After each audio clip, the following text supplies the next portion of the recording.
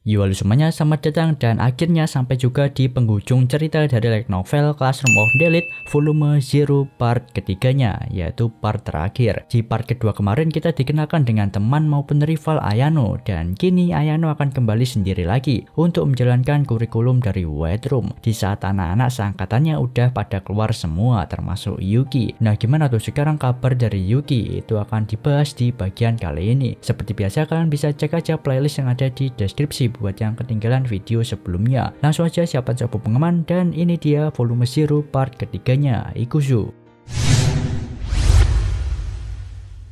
Setelah Shiro keluar dari White Room, kini tinggal Ayano sendiri yang tersisa di generasi keempat. Mulai dari sana ingatannya menjadi monoton. Nggak ada orang yang bisa dia ajak ngobrol, karena tinggal dirinya sendiri. Biasanya Ayano yang akan sparring sama anak-anak lain dalam bela diri. Sekarang Ayano tuh akan melawan para orang-orang dewasa. Di umurnya yang ke-9 tahun, Ayano udah bisa mengalahkan para instruktur yang mengajarinya bela diri. Setelahnya, Atsuomi memilih untuk menyewa para orang dewasa yang ahli dalam bela diri. Ini merupakan pertarungan nyata untuk Ayano mengeluarkan semua yang telah dia pelajari selama ini. Ayano disuruh untuk nggak menahan diri. Orang-orang dewasa berjas pun masuk. Awalnya pemimpin dari orang-orang itu songong, menganggap rendah Ayano. Dia menyuruh Ayano untuk mengeluarkan niat membunuhnya kalau Ayano mau menang darinya ya. Lalu pria itu menyuruh Ayano untuk memilih mau memakai senjata apa yang mau dia pakai. Ayano dengan santainya bilang kalau dia itu nggak membutuhkan senjata untuk mengalahkan mereka. Ayano menengok ke arah instruktur yang ada di atas. Instruktur itu menyuruh Ayano untuk melakukan apa yang pria itu suruh. Di sini senjatanya ada banyak, semacam senjata setrum, pisau, dan baton. Di sini Ayano memilih baton. Baton itu kayak senjata tongkatnya sapam, tapi dia tuh bisa manjang gitu, kayak antena yang bisa panjang kalau digambarkan senjata ini. Dan gak lama setelahnya, Ayano tuh berhasil membuat orang-orang dewasa itu pada tepar. Ayano memanfaatkan badannya yang masih kecil dan pendek untuk memukul titik lemah pada tubuh manusia seperti kaki ataupun bagian tengkorak kepala untuk membuat mereka pingsan. Para orang dewasa itu pada teriak untuk menyuruh Ayano berhenti, dan akhirnya semua orang dewasa tersebut perlu dirawat. Setelah pertarungan, Atsuomi menyuruh Ayano mengikutinya untuk bicara. Perintah Atsuomi adalah mutlak di White Room. Ayano tanpa pikir panjang mengikuti Atsuomi. Atsuomi memberitahukan ke Ayano kalau dia yang mengendalikan White Room sekaligus dia adalah ayahnya. Padahal sebelumnya Atsuomi itu nggak pernah ngaku ke Ayano ya kalau dia itu ayahnya. Cuman Ayano tahu kalau Atsuomi adalah ayahnya saat usianya itu di 4 tahun. Dia itu dulu dengar hal tersebut dari instruktur yang lagi ngobrol. Atsuomi berkata kalau Ayano istimewa baginya. Walaupun udah tahu faktanya begitu, Ayano terlihat biasa aja, nggak ada yang istimewa baginya tentang keberadaan seorang ayah. Di tangan Ayano dipasang alat pengukur detak nadi. Saat Ayano melawan para orang dewasa dan saat Ayano bicara dengan ayahnya, hasilnya itu nggak ada sedikit pun gangguan dari detak nadinya. Bahkan detak jantungnya itu nggak terpengaruh. Dalam kondisi apapun, Ayano akan terlihat tenang, yang artinya emosinya telah sepenuhnya berhenti berfungsi. Itu merupakan kekuatan sekaligus kelemahan yang nggak akan bisa hilang dari Ayano. Sudah terlambat bagi Ayano untuk belajar mengekspresikan emosinya. Kalau mau melatih emosinya, mereka itu harus membiarkan Ayano keluar dari lingkungan White Room. Mereka bingung kenapa dari semua anak yang diberi tingkatan kurikulum berbeda, hanya Ayano aja yang menyimpang. Nggak peduli gimana kerasnya lingkungan, Ayano tuh akan menunjukkan kemampuan adaptasi lebih cepat. Anak-anak yang lain itu punya batasan, tapi Ayano berbeda sendiri. Semakin dia diajarin, semakin dia menyerapnya, seolah akan menelan semuanya. Atsuomi mau meneliti tentang hal tersebut. Kenapa Ayano yang punya gen yang bagus bisa mengungguli anak-anak yang lain? Tiba hari di mana Atsuomi akan melaporkan perkembangan White Room langsung ke Naoe. Atsuomi dan Kamogawa bertemu Naoe di tempat restoran tatami, tempat yang sama saat Atsuomi diserahkan untuk mengurus White Room. Atsuomi di sini merasakan gugup setelah sekian lama. Dadanya berdebar, bahkan Kamogawa juga nampak senang. Namun sayangnya di sini Naoe memberikan berita buruk, yaitu dirinya memilih akan mendukung Kijima sebagai perdana menteri berikutnya. Atsuomi dan Kamogawa hanya bisa mematung mendengar itu. Soalnya White Room itu adalah senjata yang dibuat untuk membuat Naoe bisa jadi Perdana Menteri. Tapi kini Naoe malah memutuskan untuk menyerah jadi Perdana Menteri. Diketahui ada 3 kandidat utama yang jadi Perdana Menteri baru, yaitu pertama ada Naoe, Isomaru, dan Kijima. Atsuomi bingung padahal proyek White Room itu jika dibandingkan dengan sekolah elit yang didirikan Kijima atau AHNS, harusnya mereka itu bisa mengimbangi Kijima. Atsuomi merasa usaha dan jerih payahnya untuk membangun White Room dalam 10 tahun terakhir itu berakhir sia-sia. Dia yang biasanya tenang dan berpikir cerdas itu merasakan kesal di sini. Naoe itu udah melihat kalau peluang dia menang dan mendapatkan suara banyak di Partai Rakyat itu sangatlah kecil. Daripada kalah dalam pemilihan lalu kehilangan daya tariknya, Naoe itu lebih memilih untuk mundur dan mendukung Kijima. Naoe benar-benar mengakui Kijima di sini. Naoe itu udah berusaha mencari jejak skandal milik Kijima, tapi itu tidak terdeteksi. Ditambah Kijima itu udah tahu tentang Atsuomi yang mendirikan fasilitas White Room di balik layar. Bagi Naoe, White Room itu hanyalah kertas kosong. Kalaupun White Room dipublikasikan, itu akan berpotensi munculnya kontroversi. Naoe merasa marah juga dengan Atsuomi yang berhubungan dengan Yakuza untuk cari uang. Berkat itu dirinya jadi kerepotan untuk menutupi jejaknya milik Atsuomi. Sebagai tambahan, Naoe di sini ingin untuk Atsuomi diam sementara waktu, untuk nggak muncul sebagai politisi dan menutup White Room. Kasarnya di sini Naoe itu membuang Atsuomi karena si Atsuomi itu udah nggak berguna bagi Naoe. Tapi Naoe menjanjikan satu hal, kalau Kijima udah nggak menganggap Atsuomi sebagai penghalang, maka Naoe akan memberikan posisi padanya setelah itu. Dalam hati Atsuomi itu ada perasaan putus asa dan mau menyerah, tapi dia menyangkal itu semua. Dia menerima semua itu dan dia itu akan berhenti sementara sebagai politisi. Atsuomi memang berutang budi kepada Naoe yang dulu telah membantunya untuk mencari suara dalam pemilu, tapi kebaikannya itu hilang kalau saat ini dirinya dibuang. Jika Atsuomi di sini nggak melawan Naoe, dia itu akan kehilangan segalanya. Tapi akan mustahil bagi Atsuomi untuk menjadikan Naoe sebagai musuhnya. Soalnya Naoe itu kuat, punya banyak senjata, nggak ada celah, dan punya kekuasaan. Atsuomi lebih memilih untuk menunggu Naoe mati, dan dia akan bergerak lagi di dunia politik setelah itu. Kemudian untuk memastikannya, Atsuomi menelpon Sukishiro untuk tanya alasan sebenarnya Naoe memutuskan hubungannya dengan Atsuomi. Sukishiro menjelaskan memang Kijima mendirikan sekolah elit, tapi dia juga mengerjakan proyek baru yang serupa dengan White Room di balik layar. Kemudian dari sana Naoe dan Kijima mungkin buat kesepakatan untuk menghentikan White Room. Dengan imbalan, Naoe akan dapat posisi saat Kijima jadi Perdana Menteri nantinya. Selain itu, nampak Naoe dan Kijima sangat mengharapkan kejatuhan Atsuomi, tapi sayangnya Atsuomi selalu bisa memenuhi tugasnya yang dirasa nggak masuk akal sekalipun, termasuk mendirikan White Room. Daripada memanfaatkan Atsuomi, Naoe dan Kijima lebih memilih untuk membuang Atsuomi yang bisa jadi mengganggu bagi mereka. Itu bukan karena Atsuomi nggak berguna, tapi mereka itu takut dengan Atsuomi. Dari sini Atsuomi dan Sukishiro itu memiliki hubungan saling memanfaatkan. Sukishiro akan memberikan informasi ke Atsuomi. Sebaliknya, Sukishiro itu kan tipikal orang yang akan melekat kepada orang yang punya peluang ataupun potensi yang gak terbatas. Jadi bisa dibilang hubungan mereka itu bakal jadi win-win, saling menguntungkan bagi kedua belah pihak. Atsuomi nggak menyerah terhadap White Room ataupun menjadi politisi. Atsuomi mengadakan pesta dan telah mengundang para pebisnis maupun orang kaya. Setelah Naoe memutuskan hubungannya dengan Atsuomi, pendukungnya yang asalnya 200-an orang kini berkurang menjadi 60-an orang. Kini gelar Atsuomi disebut sebagai mantan politisi, tapi karena Atsuomi sukses sebagai kepala White Room, membuatnya itu masih dapat dukungan. Lalu finansial Atsuomi untuk membiayai White Room semakin menipis. Karena itu dia memanfaatkan momen ini menggunakan senjata bernama kebohongan untuk mencari uang dari para pebisnis ini. Atsuomi menyambut Amasawa yang baru datang. Amasawa ini adalah orang yang berinvestasi untuk White Room di tahun lalu. Amasawa berniat untuk memasukkan anak hasil selingkuhannya ke dalam White Room. Ini bukan pertama kalinya. Sebelumnya Amasawa memasukkan anaknya ke White Room. Anak hasil bayi tabungnya, anaknya itu bernama Amasawa Ichika. Kini Ichika berada di generasi kelima dan menjadi yang terbaik kedua di angkatannya. Di sini Amasawa nggak peduli dengan anaknya itu. Dia nggak menganggap anak itu sebagai anaknya karena lahir sebagai bayi tabung. Biasanya anak-anak pebisnis saat anaknya mencapai umur tertentu, orang tuanya itu diperbolehkan untuk mengecek anak mereka. Tapi Amasawa itu benar-benar nggak menjenguk anaknya itu sekalipun. Tentu saja si Atsuomi itu nggak menolak anak kedua dari Amasawa.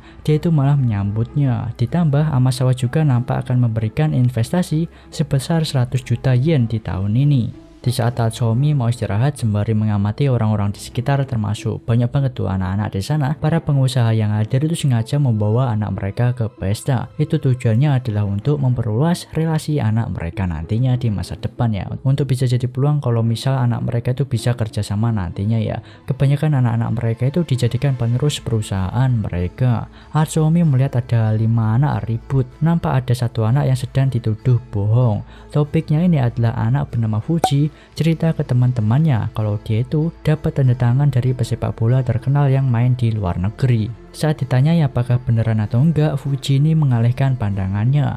Nogi dan kedua temannya itu enggak percaya. Akhirnya Nogi itu mengambil suara tentang apakah Fuji itu berbohong atau enggak. Yang merasa Fuji berbohong, Nogi menyuruh untuk teman-temannya angkat tangan. Nogi berserta dua temannya itu mengangkat tangan sambil tertawa ya. Tapi ada satu anak yang enggak mengangkat tangannya. Dia bernama Kanzaki Ryuji. Kanzaki itu enggak ada di salah satu pihak. Dia itu memilih untuk netral. Kalau Fuji berbohong, Kanzaki memintanya untuk cepat mengaku dan minta maaf. Selain itu, Kanzaki minta Nogi dan kedua anak itu untuk maafin Fuji karena udah jelas tingkah Fuji itu terlihat berbohong. Tapi di sini Nogi itu bawa-bawa ayahnya ya. Kalau Kanzaki bersikap sombong, maka dia itu akan menutup perusahaan ayahnya. Nogi minta Fuji untuk lutut dan minta maaf. Atsuomi tahu kalau ayahnya Nogi itu memang beneran punya kekuasaan. Tapi dirasa kalau berlanjut pemandangannya itu nggak baik, Atsuomi itu mau melerai mereka. Tapi sebelum Atsuomi bertindak, tiba-tiba datang anak ke-6 bernama Ishigami Kyo. Dia itu membela Fuji, dan di sana Ishigami dan Kanzaki itu mulai debat tentang apakah Fuji itu berbohong atau enggak. Kanzaki itu bingung, biasanya Ishigami yang enggak mau terlibat dengan masalah saat di les itu malah mau melindungi Fuji di sini. Ishigami menolong Fuji di sini karena Fuji itu adalah teman baiknya.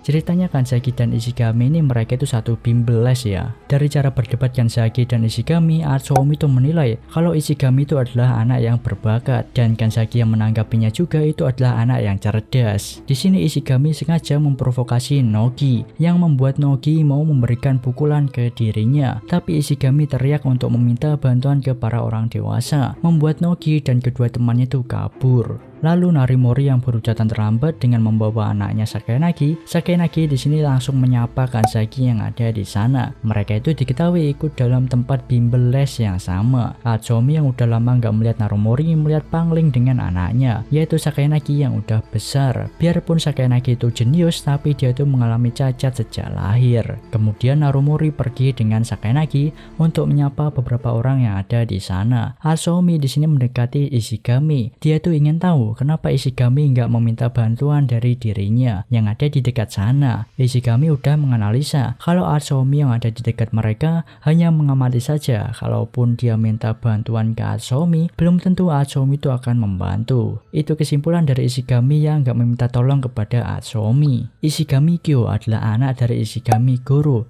yang berumur 60 tahun yang mewarisi gen unggul milik ayahnya itu. Ketua Ishigami mengatakan kalau anaknya itu tertarik dalam dunia politik. Atsuomi pun melihat adanya potensi dari dalam Ishigami untuk masuk ke dunia politik. Dalam pesta ini, Atsuomi mampu mengamankan pendanaan untuk White Room. Ketua Kanzaki mendekati Atsuomi untuk memperkenalkan anaknya. Ketua Kanzaki memberitahu kalau anaknya ini dia masukkan ke berbagai les, termasuk latihan bela diri juga seperti karate maupun judo. Atsuomi mempertanyakan keputusan Kanzaki tadi yang malah nampak bersikap netral, padahal Kanzaki bisa aja memukul ketiga anak itu karena Kanzaki ikut bela diri kan. Tapi Kanzaki itu menganggap kalau itu semua bukan urusannya. Istilahnya Kanzaki itu nggak mau terlibat dalam masalah. Atsuomi memberikan saran kalau Kanzaki membantu anak bernama Fuji tadi, bisa aja anak itu berhutang ke Kanzaki, hutang yang mungkin bisa aja Kanzaki manfaatkan di kemudian hari. Lalu Atsuomi menambahkan kalau Kanzaki punya kekuatan tapi memilih untuk nggak memakainya, itu adalah keputusan yang bodoh.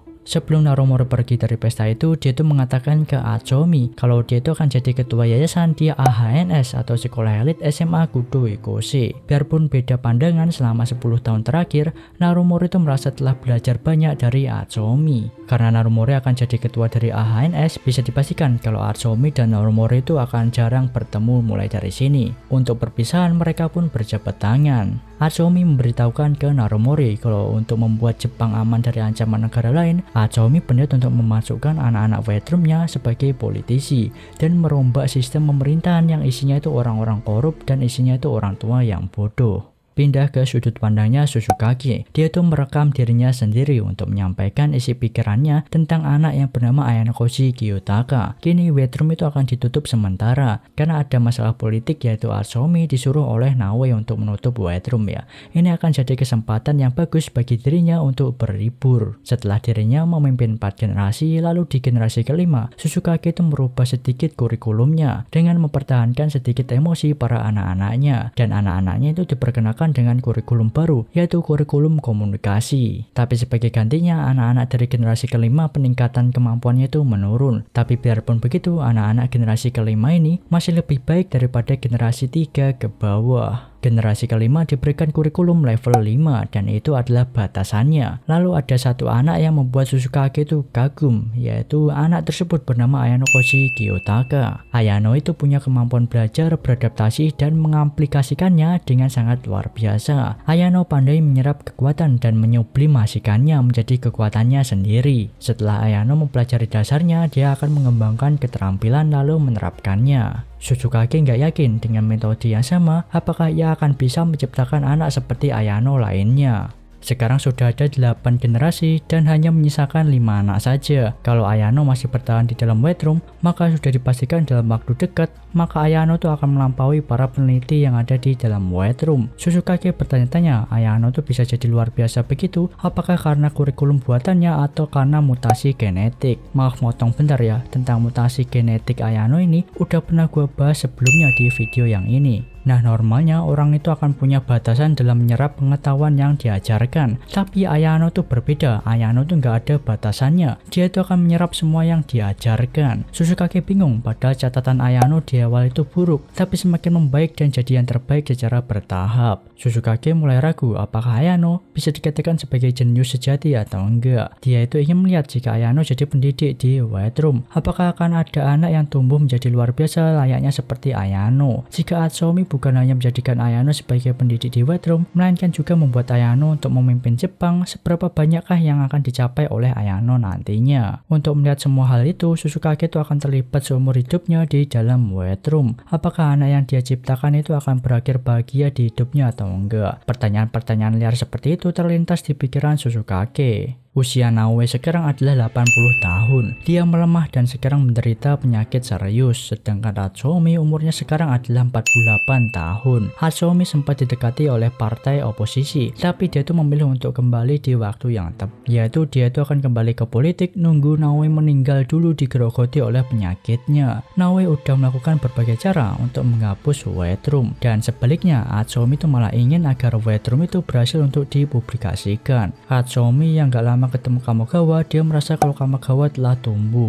Atsuomi sudah diasingkan dari dunia politik dan kini dia itu telah menambah relasi dengan para pengusaha, mencari investasi untuk wet room di dunia bawah. Walaupun dia bukan anggota politisi lagi, Atsuomi sekarang mulai banyak yang memanggilnya sebagai seorang sensei. Sedangkan Kamogawa dia itu masih menjadi seorang politisi di sini, berada di bawahannya Naoe. Biarpun Kamogawa ada di fraksi Naoe, dia itu masih menghargai Atsuomi, alias Kamogawa itu masih ada di pihaknya Atsuomi untuk membuat sukses wet room. Dan kini Kamogawa itu tipis-tipis untuk mengamati pergerakan yang dilakukan oleh Naoe dari dalam. Selama wet room ditutup sementara, anak-anaknya itu akan dipindahkan ke panti asuhan, termasuk Ayano juga. Atsuomi di sini datang ke klinik konseling karena ada salah satu orang tua yang ingin mempertemukan anaknya dengan Ayano. Karena orang itu cukup banyak memberikan investasi ke wet room, jadi Atsuomi itu nggak bisa menolak permintaan tersebut dan mempertemukan Ayano dengan anaknya. Selama 14 tahun ini adalah pertama kalinya Ayano pergi ke dunia luar. Dia itu datang ke klinik. Ayano itu telah menyelesaikan semua pembelajaran SMP kelas 2-nya. Ayano tuh nggak menyangkanya, di sana dia tuh ketemu dengan Yuki,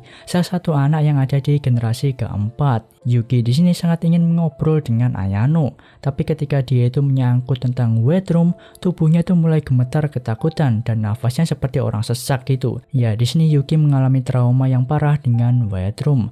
Setelah keluar dari wet room, di pikirannya Yuki itu hanya ada Ayano aja. Bahkan Yuki itu nggak mau ngomong dengan kedua orang tuanya ataupun adik perempuannya. Tapi kini Yuki itu malah bisa bicara dengan Ayano. Yuki ini adalah anak dari orang penting, yaitu bapaknya adalah seorang pengusaha. Makanya setelah keluar dari wet room, Yuki dikasih fasilitas untuk penyembuhan. Daripada Yuki, Ayano tuh lebih tertarik dengan dunia luar yang baru dia lihat hari ini. Ayano pun meninggalkan Yuki tanpa belas kasihnya. Bapaknya Yuki dan Yuki mereka itu berteriak memanggil ataupun menghentikannya. Tapi Ayano memilih untuk enggak menghiraukan mereka. Karena dia itu merasa buang-buang waktu ya, soalnya si Yuki juga itu nggak bisa diajak ngomong soal wet room. Ayano kembali ke mobil. Atsuomi yang menunggu menanyakan tentang gimana kesannya saat berada di luar pertama kalinya. Ayano memang penasaran dengan dunia luar, tapi di dalam hatinya dia itu nggak merasakan apa-apa. Ayano nggak bisa membedakan antara VR dan dunia nyata. Itu adalah kesalahan besarnya. Untuk saat ini, Ayano mau membiarkan ayahnya berpikir bahwa semuanya terkendali. Tanpa pengetahuan Atsuomi, Ayano selalu mengasah taringnya. Setelah menurunkan Ayano di kompleks, Atsuomi dan Kamogawa mereka berdua berdiskusi. Di sini Atsuomi itu mau Ayano untuk menjadi anggota politisi ke depannya. Selain itu, Atsuomi itu akan menjadikan Ayano sebagai pendidik di dalam wet room untuk meneruskannya ke generasi berikutnya. Wet room itu adalah proyek penting yang harus dijalankan agar Jepang dapat memimpin dunia selama 50 tahun ke depan. Apapun yang terjadi, Atsuomi itu ingin dirinya dan Ayano menguasai dunia politik untuk perubahan Jepang. Selain itu, ada kelemahan dari Ayano, yaitu dia itu nggak punya emosi senang, marah, ataupun sedih. Itu akan menjadi perhatian publik. Dia itu ingin memperbaiki hal tersebut dari Ayano. Untuk saat ini, Atsuomi masih merasa beruntung karena Ayano masih tidak tahu tentang dunia luar. Dia juga masih terlihat naif dalam berbagai aspek. Atsuomi menyuruh Sugishiro untuk melakukan sesuatu tentang pengecekan latar belakangnya. Dia itu memberitahukan rencananya untuk masa depan. Nampak di sini pokoknya Atsuomi ngasih tugas penting ke Sugishiro. Dalam rencananya Atsuomi itu mau memanfaatkan Kijima maupun sekolah elit serta musuh-musuhnya yang akan dihadapi suatu saat nanti. Setahun kemudian, Ayano berhasil masuk ke sekolah elit Kudo Ikose. Ya, itulah dia tadi cerita flashback Ayano di saat masih ada di wet room sebelum masuk ke sekolah elit saat ini. Ya, kelar juga ya cerita dari volume Zero-nya. Gimana kesan kalian melihat flashback Ayano yang menerima pendidikan dari wet room? Yang bagian akhir ada sus ya, percakapannya itu kayak mengarah kalau Atsuomi itu seolah sengaja memasukkan Ayano ke sekolah elit atau fasilitas dari musuhnya yaitu Kijima. Kayak Atsuomi itu sengaja membiarkan Ayano kabur dari wet room untuk memata-matai Kijima dari dalam. Ya, pokoknya komen di bawah kalian suka bagian mana dari volume Zero. Kalau ada koreksi silahkan tambahkan juga di kolom komentar ya. Next kita akan kembali ke timeline utamanya yaitu volume 9 second year. Jadi nantikan aja dan sampai jumpa di next video. Bye bye.